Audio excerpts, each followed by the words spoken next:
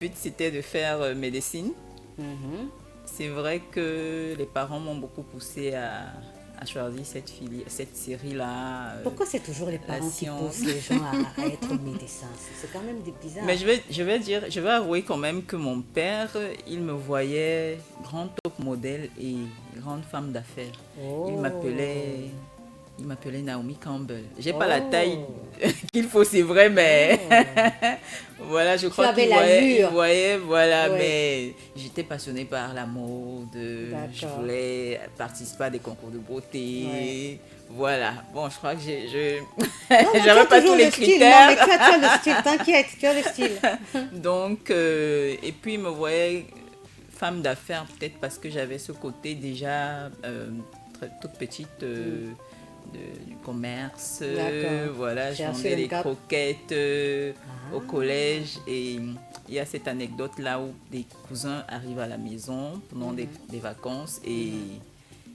maman fait des croquettes et puis je les pose sur le plateau et je dis à mes cousins, suivez-moi, on va vendre des croquettes au marché. Comme ça. Et oui, et j'avais mon plateau là Sérieux. sur la tête. À Je quel vends les âge? croquettes. J'étais en classe de quoi? J'étais au collège, 6e, 5e. Mon Dieu. Oui. Et quand tu avais ce genre d'élan, qu'est-ce que ta maman disait? Comment est-ce qu'elle réagissait? Elle obtempéra, hein. Le truc, c'est que j'allais au collège avec mon goûter. C'était Hmm, des croquettes. Ma mère, elle adore faire la pâtisserie. mhm. C'est des croquettes et puis les camarades appréciaient. Ouais. Et tout le temps, j'étais en train de partager jusqu'à ce que Tu as dit non, un mais jour, attends, je vais gratuitement pas comme vous... ça. Voilà. Mais non, il faut que ça me rapporte quelque chose. Et tu n'étais Voilà. qu'en sixième. Ça Donc, dit non. c'est là que je rentre à la maison et je dis à maman, bah, tu vas commencer à emballer les croquettes là, on va chercher les plastiques, on va mettre ça, on va attacher tout ça. D'accord. Donc, j'ai commencé la vente de croquettes en classe jusqu'en terminale, hein, je pense. On m'appelait Miss Schweppes. Mais non. Bon, c'est vrai que tu as commencé un peu l'entrepreneuriat très tôt, mais Sans vraiment sans m'en vraiment rendre savoir, compte, oui, ce que voilà. tu faisais. Mais pour l'instant, parlons un peu de tes études. Tu as fait scientifique, tu as dit, tu as fait quel collège? Ici à Douala, Collège de la ailleurs? retraite, Collège de la retraite. oui, à Yaoundé. D'accord, donc c'était Tout série mon scientifique. parcours, oui, c'était à la retraite. La D'accord. 6e en terminale et ensuite je m'inscris à l'université de Yaoundé 1 Mm. où je m'inscris en biochimie. Oui, Je m'inscris en biochimie oui. parce que je me dis je vais préparer le concours du CUS là-bas. Oh, Donc, et puis je suis des cours justement pour préparer des cours proprement dit pour préparer le concours du CUS, ouais. mais je n'obtiens pas le concours parce que je finis même pas l'examen Mm, et tout. J'ai un malaise dans la mm, salle mm. le jour De de l'examen. l'examen et Mm. tout. Voilà, je sors et je me détourne complètement ce jour-là Vas-y, de vas-y, l'ambition de devenir médecin. j'ai une question qui vient avec ça. Oui. Et après ça, qu'est-ce que tu as fait quand tu as raté en fait le concours? Oui, quand tu as raté le Je crois que je concours. suis restée Oui. une Et année c'est à la après que tu maison. t'es vraiment lancé dans. Je vais à une fête et je découvre ce qui sera ma future école. J'ai envie de poser une question. Est-ce que tu penses pas que... Non, je suis tentée de demander, est-ce que c'était voulu d'avoir ce malaise-là pour ne pas devenir médecin plus tard et plutôt faire ce que tu fais aujourd'hui? Parce que j'ose imaginer que l'école dont tu vas parler là tout à l'heure, c'est ça qui va te pousser plus tard à faire dans ce dont tu es aujourd'hui. Est-ce que c'était prémédité d'avoir le Non, en malaise? fait, je vais dire, Non. est-ce que c'était dans... C'est Dieu qui a permis ça? Peut-être, Oui. peut-être, mais Mm. j'avais vraiment envie au final de devenir médecin. D'accord. Je voulais me spécialiser plus tard si j'y arrivais en pédiatrie Mhm. parce que j'adore m'occuper des enfants aussi. Ok. Et en même temps, je suis quelqu'un qui aime beaucoup rechercher, donc je me voyais une grande chercheuse aussi. Plus Oh. tard, découvrir le vaccin Oh. contre le sida, Et découvrir tel pourquoi même aller à la vaccin. NASA? Ouais. Un de ces La quatre, on NASA, sait non. jamais. Voilà. Ben oui, parce que les Beaucoup de chercheurs, les mathématiques. chercheuses, ben oui. Voilà. Et Non, je me voyais au final D'accord. devenir médecin, pédiatre, chercheuse, voilà. Et alors, quand tu fais un an sans rien faire, tu vas à une fête, et là, qu'est-ce qui se passe? La fête se passe dans ce qui sera ma future école, en fait. Dans la C'est-à-dire? salle, il y a des prospectus et c'est une école de commerce, Oh, d'accord. Subdeco à Yaoundé. Ok. Voilà, je tombe sur le prospectus, je dis, est-ce que c'est pas ça, le commerce, est-ce que c'est pas ça que je dois Toujours faire alors?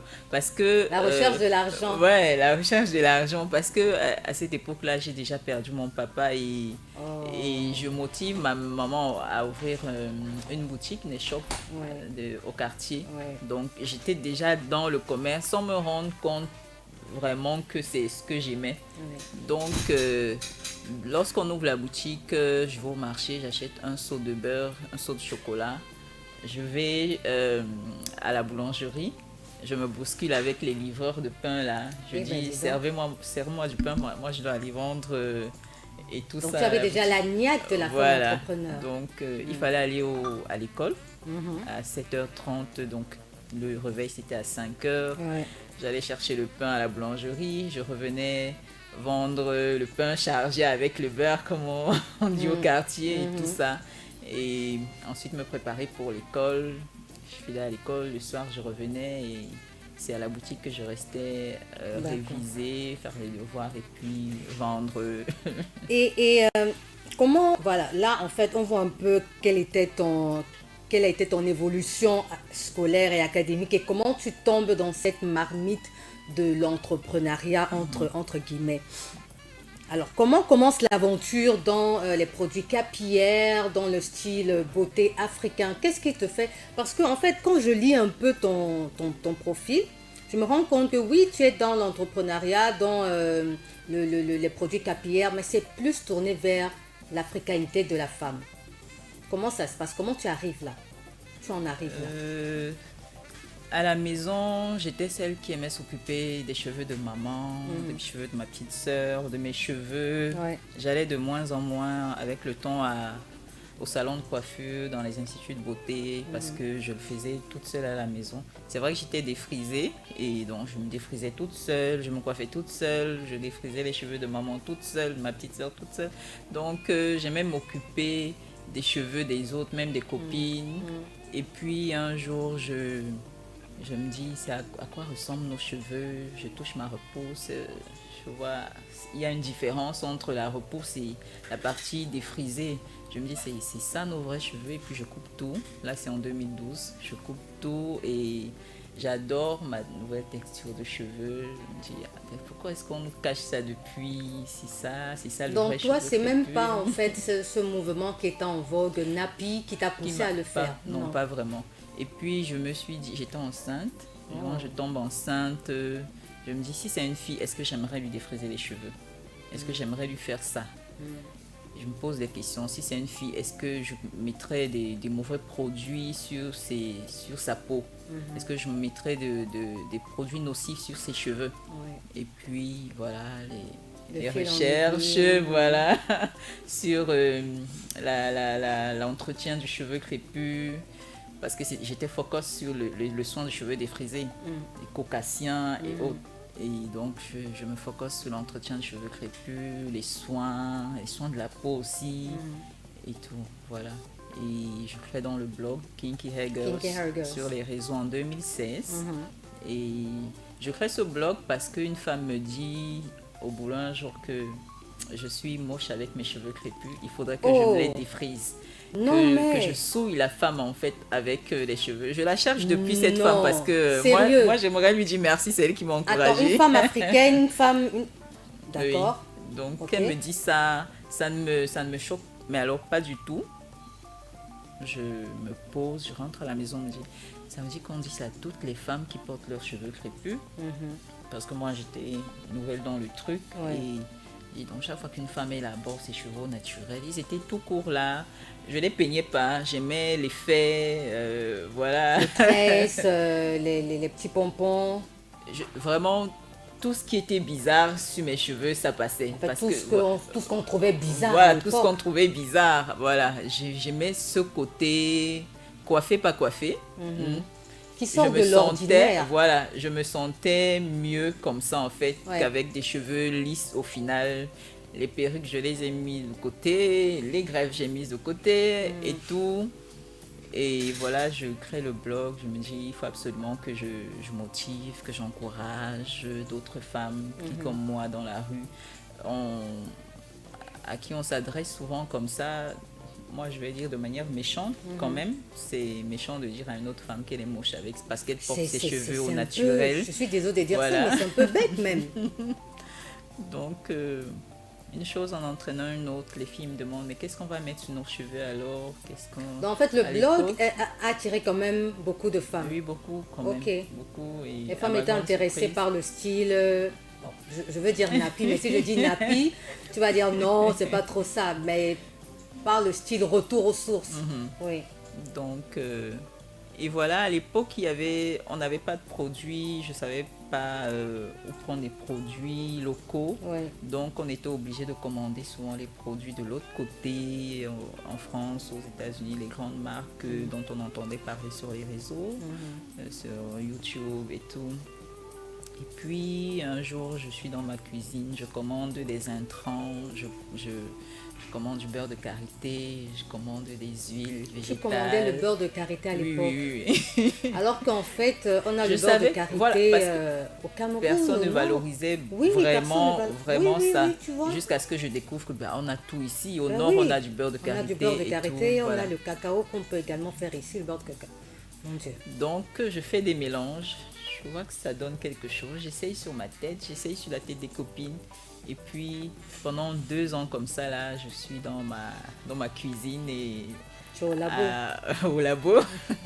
Et voilà, je cherche, je fouille les formules et tout, et tout, et tout. Je m'informe, je recherche et tout, et puis je crée. Et c'est comme Je ça crée que la marque. ta marque de produits capillaires Oui, naît en 2018. Et c'est quoi le nom de la marque? Kinky Haggers. Ah, Kinky Le Haggers, même c'est la nom que d'accord, le blog. que le blog. D'accord. Et les femmes ont Elles ont- accepté elles ont- le oui. truc. Elles ont adhéré. Les ventes ont explosé Oh. un peu partout quand Dans même. ton côté commerce, quand même, Oui, ça tu as marchait, gagné quelque voilà. chose.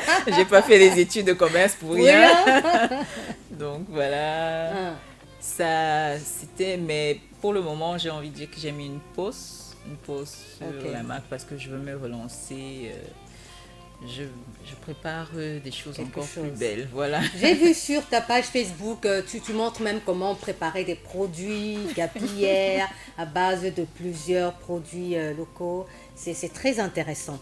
Et puis, en 2019, tu crées Ndap Beauty. Yeah. Que veut dire Ndap Beauty? Moi, je sais ce que ça veut dire. Mais explique à nos auditeurs. Bon, Ndap, on sait que c'est en bassin, en langue Oui. bassa, ça signifie la maison, chez nous. Ouais. Je voulais, à la base, je veux prendre les initiales de mes enfants pour Ok.